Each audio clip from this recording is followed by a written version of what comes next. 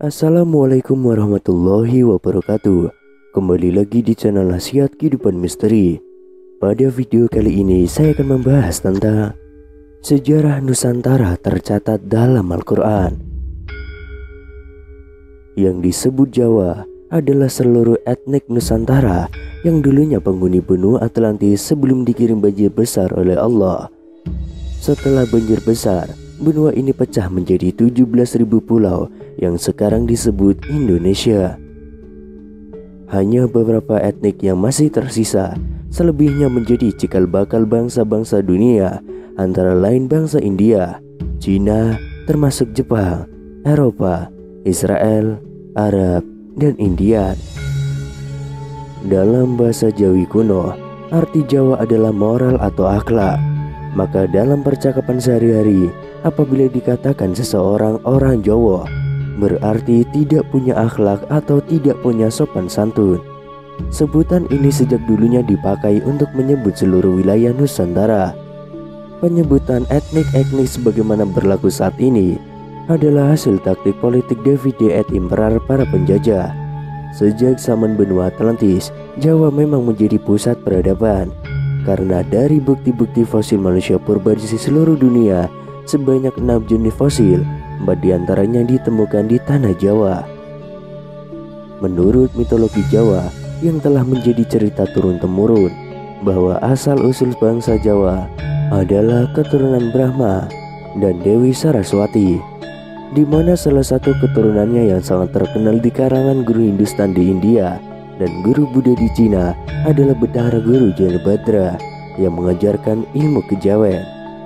Sejatinya, ilmu kejawen adalah ilmu akhlak yang diajarkan oleh Nabi Ibrahim alaihissalam, yang disebut dalam Al-Quran sebagai Milatul Ibrahim, dan disempurnakan oleh Nabi Muhammad SAW dalam wujud Al-Quran dengan bahasa asli Arab. Dengan pernyataannya, tidaklah aku diutus kecuali menyempurnakan akhlak. Dalam buku kisah perjalanan guru Hindustan di India maupun guru Buddha di Cina, mereka menyatakan sama-sama belajar ilmu kejawen kepada guru Janabadra dan mengembangkan ilmu kejawen ini dengan nama sesuai daerah asal mereka masing-masing. Di India mereka menamakan ajaran Hindu, di Cina mereka menamakan ajaran Buddha. Dalam sebuah riset terhadap kitab suci Hindu, Buddha, dan Al-Quran, ternyata tokoh Brahma sebenarnya adalah Nabi Ibrahim. Sedangkan Dewi Saraswati adalah Dewi Sarah yang menurunkan bangsa-bangsa selain Arab. Bukti lain bahwa ajaran Buddha berasal dari Jawa adalah adanya prasasti yang ditemukan di candi-candi Buddha di Thailand maupun di Kamboja, yang menyatakan bahwa candi-candi tersebut dibangun dengan mendatangkan arsitek dan tukang-tukang dari Jawa. Karena memang waktu itu orang Jawa dikenal sebagai bangsa tukang yang telah berhasil membangun Candi Borobudur sebagai salah satu keajaiban dunia.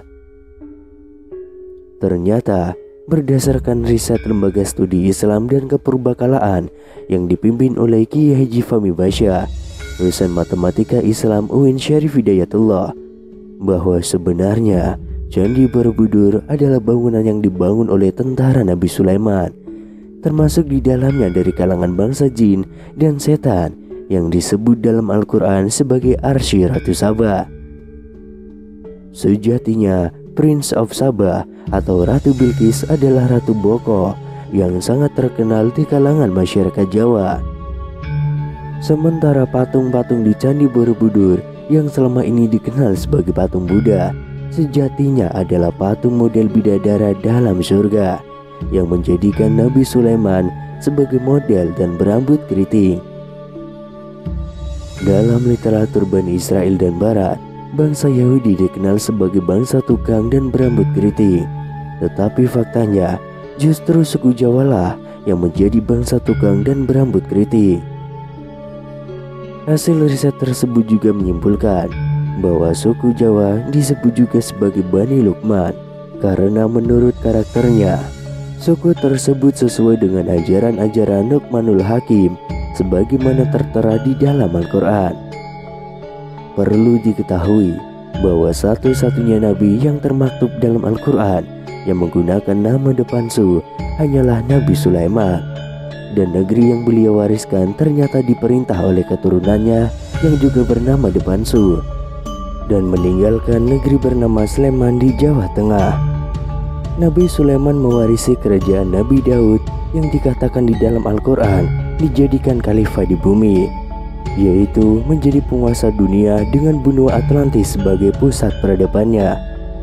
Nabi Daud juga dikatakan raja yang mampu menaklukkan besi, membuat senjata dan gamelan dengan tangan. Beliau juga bersuara merdu dan juga menaklukkan gunung hingga dikenal sebagai Raja Gunung. Di Nusantara ini, yang dikenal sebagai Raja Gunung adalah Sailendra. Menurut Dr. Daud Yusuf, nama Sailendra berasal dari kata Saila dan Indra. Saila yang berarti raja dan Indra yang berarti gunung. Sudah menjadi keniscayaan sejarah bahwa kemenangan Islam tahap pertama waktu Futhul Makkah, di mana Nabi besar Nabi Muhammad SAW bersama orang-orang beriman dengan konsisten melaksanakan perintah sholat sebagai kunci kemenangan dengan kondisi susah air. Lalu Allah memberikan sumur Zam-Zam yang penuh berkah, maka Futhul Makkah kedua akan terjadi melalui Indonesia, negeri yang penuh berkah dengan persediaan air tak terbatas. Di Indonesia lah pada suatu masa nanti akan bersatu sebuah kekuatan besar yang diinspirasi dari kekuatan spiritual Nabi Ibrahim, Nabi Daud, Nabi Sulaiman, dan Nabi Muhammad SAW, yang akan memenangkan Islam atas Zionis Israel dan para pendukungnya yang telah menyelenggarakan ekspedisi negeri para nabi. Situs Nabi Daud dan Sulaiman di Jawa Tengah, situs Nabi Nuh di Jawa Timur, di mana di daerah ini terdapat kembaran Gunung Ararat di Turki, yaitu gunung tempat berlabuhnya perahu Nabi Nuh. Fosil perahu ini setelah diteliti arkeolog Belanda menyimpulkan bahwa perahu tersebut terbuat dari kayu jati bekapur. Kayu ini hanya ada di Jawa. Dari fakta-fakta ini bisa ditarik kesimpulan bahwa Bani Jawi atau suku-suku di Nusantara ini adalah Bani Israel yang tetap beriman kepada Nabi Musa dan mendiami tanah yang dijanjikan atau The Promised Land, yaitu benua Atlantis yang sekarang disebut Indonesia. Bahkan dari uraian di atas, maka wajarlah apabila Rasulullah SAW pernah bersabda, "Tuntutlah ilmu walau ke negeri Shin." Pertanyaannya adalah di manakah negeri Shin itu? Selama ini umat Islam menyebut negeri Shin adalah negeri Cina, padahal sebenarnya negeri Sailendra atau negeri Nusantara ini lebih maju dibandingkan dari negeri Cina pada saat itu. Dan maksud sesungguhnya dari sabda Rasulullah SAW adalah negeri Nusantara.